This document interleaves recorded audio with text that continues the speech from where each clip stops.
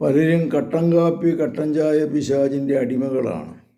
രാവിലെ എഴുന്നേറ്റ് 5 ഗ്ലാസ് കട്ടൻ കാപ്പി കുടിച്ചില്ലെങ്കിൽ ഇരിക്കപ്പുറതിയില്ല. ആ പിശാച് അതിനെ ഭയങ്കര പ്രേരിപ്പിച്ചുകൊണ്ടിരിക്കും. ഇതും ഉത്തേജക വസ്തുക്കളാണ്. സാധാരണ ഒരു ഇച്ചിരി കട്ടൻ കാപ്പി കുടിച്ചു, കട്ടൻ ചായ കുടിച്ചു എന്ന് വിചാരിച്ചുകൊണ്ട് വലിയ കുഴപ്പമില്ല. പക്ഷേ അമിതമായ കട്ടൻ കാപ്പി കുടിച്ച് തലച്ചോറിനെ ബാധിച്ച് ഇങ്ങനെയുള്ളവർക്ക് ഭയങ്കര ദേഷ്യമായിരിക്കും. ഈ അമിത ദേഷ്യം, അമിത ടെൻഷൻ, അമിത ദുഃഖം, അമിത ഭയം ഇതെല്ലാം കയറി പിടിക്കുന്നതായിട്ട് കാണാൻ സാധിക്കും. അതുകൊണ്ട് നിവൃത്തിയുള്ളിടത്തോളം ഈ കട്ടൻ കാപ്പി കട്ടൻ ചായയൊക്കെ ഉപേക്ഷിക്കുന്നതാണ് ഏറ്റവും നല്ലത്. കുറേ കഴിയുമ്പോഴേക്കും ഇതൊരു അഡിക്ഷനായിട്ട് മാറുകയാണ്.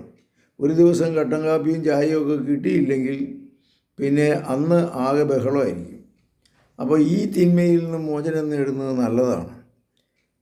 അമിതമായിട്ടുള്ള ഈ ചായ കൂടിയും കാപ്പി കൂടിയും ഒക്കെ ഇതെല്ലാം ഉത്തേജക വസ്തുക്കളാണ്. ചായയും കാപ്പിയും നമ്മുടെ ശരീരത്തിന് ഒന്നും തരുന്നില്ല. എന്നാൽ അതേസമയം നമ്മുടെ തലച്ചോറിൻ്റെ ബ്രെയിൻ കപ്പാസിറ്റി കുറയ്ക്കും, മനസ്സിൻ്റെ ടെൻഷൻ കൂട്ടും. അതുകൊണ്ട് നിവൃത്തിയുള്ളിടത്തോളം പാല് കഴിക്കുന്നതാണ് നല്ലത്.